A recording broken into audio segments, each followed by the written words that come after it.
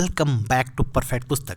दोस्तों, स्वागत है आप लोगों का। और आज हम डिस्कस करेंगे सेट नंबर 59 सेट्स हो चुके हैं। सेट अगर कोई छूट गया है, प्लेलिस्ट का लिंक डिस्क्रिप्शन में आपको पता ही होगा, पहले लाइन दूसरी लाइन पे होगा, देख लीजिएगा।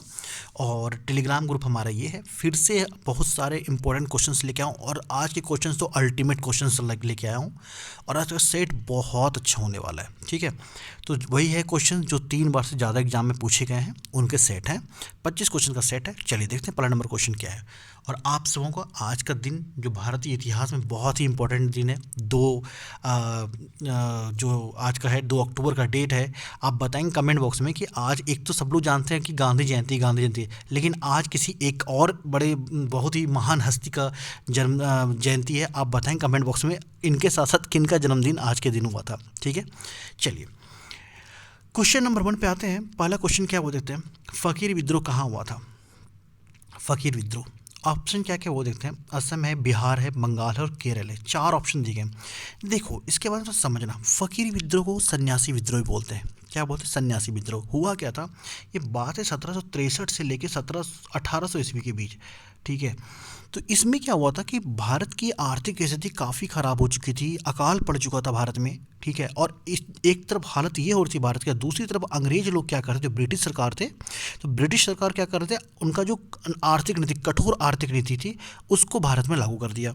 तो कहीं ना कहीं काफ़ी दिक्कतें आने लगी। तो इस समय के दरमियान जो सन्यासी लोग थे, जो फ़कीर लोग थे, वो भारत में ब्रिटिश सरकार के अगेंस्ट कहिए या ब्रिटिश शासन के अगेंस्ट में बहुत ज़्यादा विद्रोह किया, जिसको फ़कीर विद्रोह का नाम दिया गया।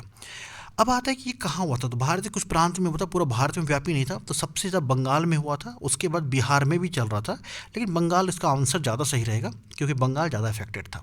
चलिए, कन्नौज का युद्ध कब हुआ था। तो कन्नौज का युद्ध कब हुआ था? कन्नौज का युद्ध हुआ था हुमायूं और शेरशाह सूरी के बीच हुआ था। शेरशाह सूरी इसमें विजयी हुए थे और ये हुआ था 1540 ईस्वी में। डेट था 15 मई। क्वेश्चन बहुत इंपॉर्टेंट था ये वाला। अगले क्वेश्चन में आते हैं। क्वेश्चन तो वैसे सारे इंपॉर्टेंट है, आपको पता ही है। प्रजातंत्र की स्थापना सबसे पहले कहाँ हुई थी? प्रजातंत्र की स्थापना फ्रांस है, अमेरिका है, ब्रिटेन है, जर्मनी है। तो सबसे पहले संविधान भी अमेरिका का बना। सबसे पहले मानवाधिकार की बात, कर्तव्य की बात भी अमेरिका ने किया है, और इन्होंने मानव अधिकार को पूरा पुष्टि किया है संविधान के तहत। और प्रजातंत्र की स्थापना अमेरिका में हुई सबसे पहले। 20 का राइट आंसर हो गया। अगले क्वेश्चन पे आते हैं। कानून की आत्मा की रचना, ये एक पुस्तक है, इसकी रचना किसने की है? मैकियावेली ने किया है, वोल्टेयर ने किया है, रूसो ने किया है, या मोटेस्क्यू ने किया है। और मोटेस्क्यू यहाँ लिखा कहेगा, आपको मोटेस्क्यू भी मिलेगा नाम, तो बिल्कुल मत घबराना, मोटेस्क्यू ने ही किया है इसकी स्थापना। ये एक फ्रांस के राजनीतिक दार्शनिक थे जिन्होंने इसकी रचना की है। बहुत इंपॉर्टेंट क्वेश्चन ये था, ये क्वेश्चन आ चुका है कई बार। अगले क्वेश्चन पे आते हैं। माप तौल का दशमलव प्रणाली किसकी देन है? ये दशमलव प्रणाली, डेसिमल सिस्टम इसको अंग्रेजी में बोलते हैं। तो ये मापतौल का जो डेसिमल सिस्टम किसकी देन है? बेल्जियम, फ्रांस, स्विट्जरलैंड या फिर नीदरलैंड। सही जवाब होगा फ्रांस। 20 का राइट आंसर हो गया। तो दोस्तों, हम लोग का जो वीडियो आता है सप्ताह के 3 दिन आता है, मंडे, वेडनेसडे और फ्राइडे। टाइमिंग होता है रात के 8:30 बजे, ठीक है। कौन कौन सा देता है? मंडे, सोमवार, वेडनेसडे और फ्राइडे। आज वीडियो मंडे को है, अगला वीडियो बुधवार को आएगा, फिर वीडियो शुक्रवार को आएगा। टाइमिंग रहेगा रात के 8:30 बजे। हम लोग सारे वो क्वेश्चंस टारगेट करते हैं जो एग्जामिनेशंस में 3 बार से ज़्यादा पूछे जा चुके हैं, है ना। इसलिए कह रहा हूँ कि वीडियो के क्वेश्चन बहुत इंपॉर्टेंट होने वाले हैं। वीडियो अच्छा लगे तो प्लीज़ लाइक ज़रूर कीजिएगा। जर्मनी का एकीकरण किसने किया था? जर्मनी का एकीकरण बिस्मार्क, कैसर विल्हेम, पॉल वॉन और हवर्ड वॉन। 4 ऑप्शन दिए गए। आपको बताना जर्मनी का एकीकरण। तो जर्मनी का एकीकरण किया था बिस्मार्क ने। और ऐसा बोला जाता है कि भारत का बिस्मार्क किसे बोला जाता है? क्वेश्चन कई बार आ चुका है कि भारत का बिस्मार्क किसे बोला जाता है। ये क्वेश्चन बहुत बार आ चुका है और बहुत इंपॉर्टेंट है। तो ये है वल्लभ भाई पटेल। सरदार वल्लभ भाई पटेल को भारत का बिस्मार्क बोला जाता है। क्यों? क्योंकि इन्होंने भारत को एकजुट करने में बहुत बड़ा भूमिका निभाया था, ठीक है। तो भारत का बिस्मार्क किसको बोला था? सरदार वल्लभ भाई पटेल को। इसमें एक क्वेश्चन और छुप गया है जो कि और एग्जाम में आ चुका है, वो है कि सरदार वल्लभ भाई पटेल को सरदार किसने बोला था? तो सरदार वल्लभ भाई पटेल को सरदार जो है वो बोला था महात्मा गांधी ने। बहुत इंपॉर्टेंट क्वेश्चन ये वाला भी था, लिख लीजिएगा। मैं बार बार बोलता हूँ, जब भी मेरा वीडियो देखिए कॉपी पेन जरूर हाथ में रखिए। चलिए अगले क्वेश्चन पे आते हैं। वीडियो अच्छा लगेगा तो लाइक कीजिएगा। अगर आपको कमेंट बॉक्स में बताइएगा मेरा पढ़ाने का तरीका आपको कैसा लगा। अच्छा लगे तो गुड लिखिएगा, बहुत अच्छा लगे तो नाइस या वेरी गुड लिखिएगा, और कोई कमी लगे तो पुअर लिखिएगा और बताइए क्या कमी थी। कोशिश रहेगी अगले वीडियो में हम इसको रिकवर कर लूँ। जैसे हमारे किसी के स्टूडेंट ने कहा था सर वीडियो में थोड़ा स्पीड बढ़ा दीजिए तो और अच्छा रहेगा, तो मैंने कोशिश करी नहीं स्पीड थोड़ा बढ़ाता हूँ, ठीक है, लेकिन बहुत स्पीड नहीं बढ़ाऊँगा ताकि आप समझ ही ना पाओ, बट हाँ स्पीड थोड़ा सा बढ़ा दी मैंने। अब वॉइस की बात आ रही थी कि वॉइस थोड़ा कम आ रहा है, तो मैं कोशिश कर रहा हूँ, देखता हूँ कि माइक ले लूँगा आप लोग के लिए तो वो भी हो जाएगा। चलिए आप लोग बस थोड़ा सपोर्ट करते रहिए। क्वेश्चन नंबर इस पे आते हैं 7 नंबर पे। एक्वारेजिया में अम्लों का अनुपात क्या है? एक्वारेजिया क्या है? एक्वारेजिया अम्लराज है, नाम तो सुने ही होगा अम्लराज, ठीक है। एक्वारेजिया क्या है? अम्लराज है। तो इसमें क्या क्या अम्ल का अनुपात क्या होता है? 3:1, 2:1, 1:3, या ऑप्शन नंबर डी है 2:4। तो इसके अंदर जो अम्ल का अनुपात था वो होता है 1:3। बहुत इंपॉर्टेंट क्वेश्चन है कि एक्वारेजिया क्या है, ये भी एग्जाम में आ जाता है। किस विटामिन को हार्मोन भी कहते हैं? बहुत इंपॉर्टेंट क्वेश्चन है। किस विटामिन को हार्मोन कहते हैं? Vitamin A, vitamin C, vitamin D और विटामिन ई। तो विटामिन डी जो है, डी इसको हार्मोन कहते हैं। इसका रासायनिक नाम भी एग्जाम में पूछा जा चुका है, वो भी लिख लीजिए आप। इसका नाम है कैल्सीफेरोल। कैल्सीफेरोल ये एग्जाम में आ चुका है, इसको लिख लीजिए कैल्सीफेरोल। अक्षर खराब आ रहा है, फिर से रिपीट कर रहा हूँ, कैल्सीफेरोल इसका नाम है, रासायनिक नाम है, एग्जाम में कई बार आ चुका है। अब आता है कि हार्मोन तो ये रिलीज कहाँ से होता है, बॉडी में स्रावित कहाँ से होता है? किडनी द्वारा निर्मित हार्मोन है, किडनी से बनता है ये विटामिन डी। समझ में आ गया? ये क्वेश्चन भी आ चुका है कि विटामिन डी कहाँ से बनता है शरीर में, तो आप गुर्दा या किडनी का ऑप्शन में रहेगा, आप वही जवाब दीजिएगा। चलिए ये क्वेश्चन बहुत अच्छा है, समझिएगा, वेरी इंपॉर्टेंट क्वेश्चन। प्रतिनिधित्व प्रणाली किसके चुनाव से संबंधित नहीं है? प्रतिनिधित्व प्रणाली किसके चुनाव से संबंधित नहीं है? ऑप्शन है राज्यसभा, उपराष्ट्रपति, प्रधानमंत्री, राष्ट्रपति। चलिए देखिए प्रतिनिधित्व प्रणाली क्या है पहले वो जानिए। प्रतिनिधित्व प्रणाली एक ऐसा चुनाव का प्रक्रिया है जो अप्रत्यक्ष रूप से होता है, जिसमें कि बाहर से वोटिंग सिस्टम नहीं होता, और इसी के तहत राष्ट्रपति, उपराष्ट्रपति, राज्यसभा और विधान परिषद के जो मेंबर बनते हैं उनका चुनाव होता है। समझ में आ गया? राष्ट्रपति का चुनाव, उपराष्ट्रपति का चुनाव, राज्यसभा के जो स्पीकर बनते हैं, है ना, अध्यक्ष बनते हैं, और या विधान परिषद जो बनता है उसका चुनाव होता है। तो ये क्या है? अप्रत्यक्ष रूप से चुनाव होता है।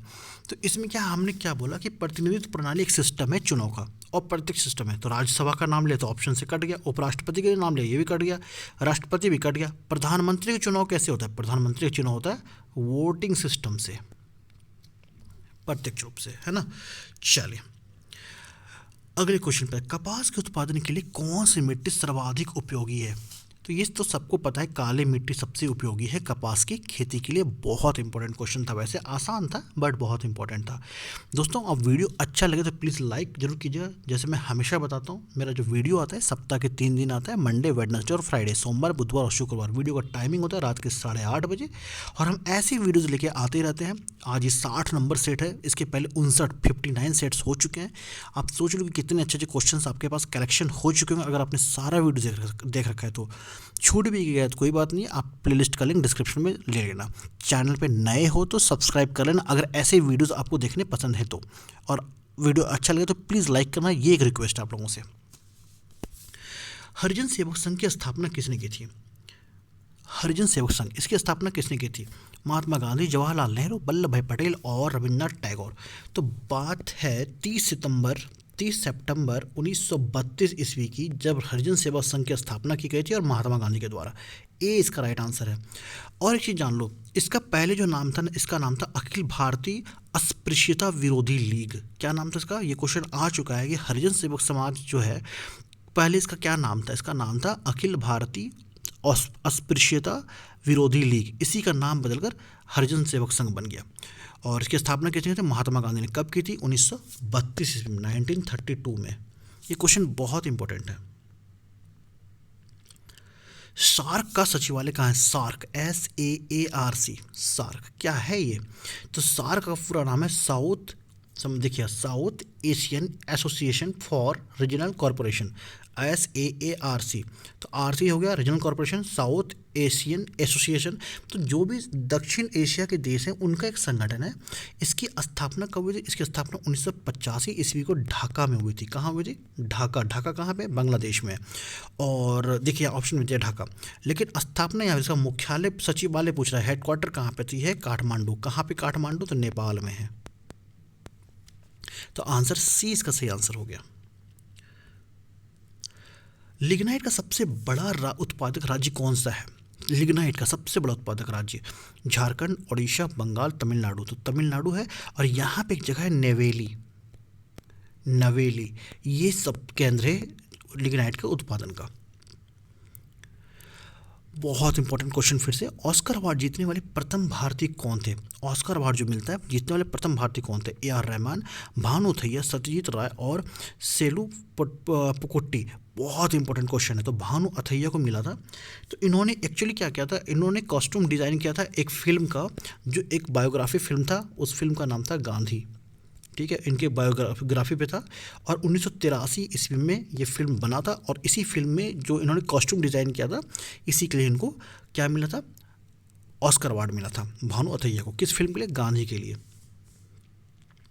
सत्याग्रह के आश्रम की स्थापना कब हुई थी? सत्याग्रह आश्रम, इसकी स्थापना कब हुई थी? 1915, 1910, 1917 या 1913? सत्याग्रह आश्रम, इसकी स्थापना कब हुई थी? बहुत इंपॉर्टेंट क्वेश्चन है। तो 1915 ईस्वी में स्थापना हुई थी। ए इसका राइट आंसर है। और कहाँ हुआ था? अहमदाबाद में हुआ था। किसने किया था? तो गांधी जी ने किया था। देखिए क्या सेट है आज, गांधी जी का नाम काफ़ी आ रहा है। भारत में सर्वाधिक चांदी का उत्पादन करने वाला प्रदेश कौन सा है? भारत में सर्वाधिक चांदी का उत्पादन करने वाला प्रदेश कौन सा है? गुजरात, राजस्थान, पंजाब और सिक्किम। सही जवाब क्या होगा? तो राजस्थान। और राजस्थान में भी जो है उदयपुर है। उदयपुर सबसे जगह ज़्यादा चांदी यहीं पे होता है। कबड्डी टीम में कितने खिलाड़ी होते हैं? कबड्डी टीम में कितने खिलाड़ी होते हैं? 15, 9, 7 और 12।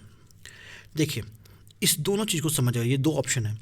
टोटल खिलाड़ियों की संख्या पूछा जाए तो 12 होते हैं, जैसे 7 कोर्ट के अंदर होते खेल रहे हैं और 5 रिजर्व में होते हैं। समझ में आ गया? तो कुल खिलाड़ियों की संख्या कितनी होती है? 12। जो प्लेइंग होते हैं वो होते हैं 7 और 5 को रिजर्व में रखा था। मान लो किसी को चोट लग गया, कुछ दिक्कत आ गई तो उसको रिप्लेस कर दिया जाए। समझिए हो रहा? चलो, आदि पुराण के लेखक कौन है थे? आदि पुराण के लेखक कौन थे? तो आदि पुराण के लेखक हरिभद्र, वीरसेन, अकलंक या जीनसेन। तो ये जो आचार्य जीनसेन इनका पूरा नाम है, इन्होंने आदि पुराण के लेखक थे। इस पुराण में जो जैन धर्म के प्रथम तीर्थकर थे आदिनाथ, नाम सुना होगा इनका। ठीक है, जैन धर्म के प्रथम तीर्थकर थे आदिनाथ। इनका 10 जन्म के बारे में, 10 जन्मों के बारे में इस किताब में विवरण किया गया है। और इस किताब को लिखा था आचार्य जीनसेन ने। ये क्वेश्चन बहुत इंपॉर्टेंट है। भारत सरकार ने पहली राष्ट्रीय वन नीति कब जारी की थी? भारत सरकार ने पहली राष्ट्रीय वन नीति कब जारी की थी? 1988, 1952, 1941, 1966। तो ये बात है 1952 ईस्वी की, जब पहला राष्ट्रीय वन नीति अपनाया गया था। और इसमें ये कहा गया था कि जितनी भी भूमि है, कुल भूमि का 33%, 33% भूमि जो है वो वन के अधीन होगा, यानी जंगल के अधीन होगा। ठीक है, एक बार स्पीकर सदा स्पीकर, एक बार के लिए स्पीकर बन गया सदा स्पीकर की परंपरा किस देश में अपनाई जाती है? इटली, फ्रांस, यूके और इंग्लैंड। यह है यूके, सी। अगले क्वेश्चन पे आते हैं। अंतर्राष्ट्रीय परिषद का गठन संविधान के किस अनुच्छेद के अंतर्गत किया गया था? बहुत इंपॉर्टेंट क्वेश्चन फिर से, कि अंतर्राष्ट्रीय परिषद का गठन संविधान के किस अनुच्छेद के तहत किया गया था? अनुच्छेद 263, अनुच्छेद 312, 144 और अनुच्छेद 111। क्या है अंतर्राष्ट्रीय परिषद? अंतर्राष्ट्रीय परिषद एक ऐसा संघ, आप कह सकते हैं एक ऐसा एंटिटी है जो कि भारत के राष्ट्रपति को एक पावर देता है कि आप ऐसी संस्था गठन कर सकते हैं जिसकी आपको ज़रूरत लगे। जैसे राष्ट्रपति को लगा नहीं, मुझे ना एक सिस्टम बनाना चाहिए, एक संस्था बनाना चाहिए जो कि इस काम को करेगा, तो राष्ट्रपति को अगर ऐसा लगता है ज़रूरी है तो वो राष्ट्रपति ऐसा संगठन या संस्था बना सकते हैं। इसी के पावर मिलता है राष्ट्रपति को। तो अंतर्राष्ट्रीय परिषद का गठन संविधान किस अनुच्छेद में है? तो 263 में है। ये बहुत इंपॉर्टेंट क्वेश्चन, ये राष्ट्रपति के पावर से निहित है। उच्चतम न्यायालय द्वारा कितने प्रकार की रिट जारी की जा सकती है? देखिए समझिए क्वेश्चन में, थोड़ा सा इंपॉर्टेंट पॉइंट है जो बताऊंगा साथ में। उच्चतम न्यायालय और उच्च न्यायालय ये सर्वोच्च न्यायालय और उच्च न्यायालय, आप ऐसे समझिएगा क्या है, हाई कोर्ट है और सुप्रीम कोर्ट है, हाई कोर्ट है और सुप्रीम कोर्ट है। रीट दोनों जारी कर सकता है। और कितने तरह का रीट, 5 तरह का रीट।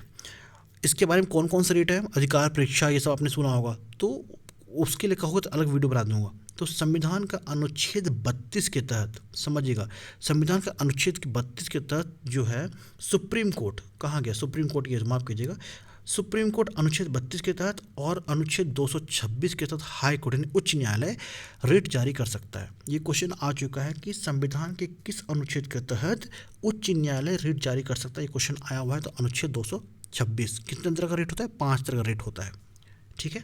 तो और अगर सुप्रीम कोर्ट का उच्च आ जाए, उच्चतम न्यायालय का नाम आ जाए, तो ये सर्वोच्च न्यायालय का नाम आ जाए, तो आप करेंगे अनुच्छेद 32 के तहत।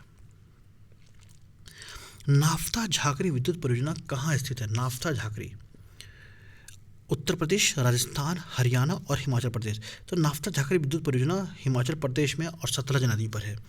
चलो आज की वीडियो का सेकंड लास्ट क्वेश्चन, चरक किसके दरबार में प्रसिद्ध चिकित्सक थे, चरक किसके दरबार के प्रसिद्ध चिकित्सक थे, डॉक्टर थे वो, अशोक, हर्षवर्धन, कनिष्क और क्या, हुविष्क। तो कनिष्क के दरबार में रहते थे। सी सबसे इंपॉर्टेंट क्वेश्चन था ये वाला भी। और आज की वीडियो का आखिरी क्वेश्चन पे आते हैं, प्रकाश का वेग सबसे पहले किसने नापा था। तो ये बात है 1676 ईस्वी की, जब डेनिश के खगोल शास्त्री जिसका नाम था रोमर, उसने ही प्रकाश के वेग को सबसे पहले मापा था। तो उम्मीद करता हूँ आज के सेट से आपको बहुत कुछ सीखने को मिला हो। वीडियो अच्छा लगे तो प्लीज़ एक लाइक ज़रूर कीजिएगा and hit the bell button, ताकि आपको नोटिफिकेशन मिलता रहे हर वीडियो का। हम ऐसी वीडियो को लेकर हर वीक में 3 दिन आते हैं, वो है मंडे, सोमवार, वेडनेसडे, बुधवार और फ्राइडे, शुक्रवार। टाइमिंग होता है हमारा रात के 8:30 पर। हम ऐसे अल्टीमेट वीडियोज़ लाते हैं, आपने देख ही लिया होगा, अगर पूरा देखा हो तो। एग्जाम पर्पस ऑफ व्यू से वो वेरी इंपॉर्टेंट था ये वाला। और ये है परफेक्ट पुस्तक का GK series, objective question, GK question in Hindi. चलिए मिलते हैं अगले वीडियो में बुधवार के को दिन, तब तक अपना ध्यान रखिए, पढ़ते रहिए। जय हिंद, जय भारत, वंदे मातरम।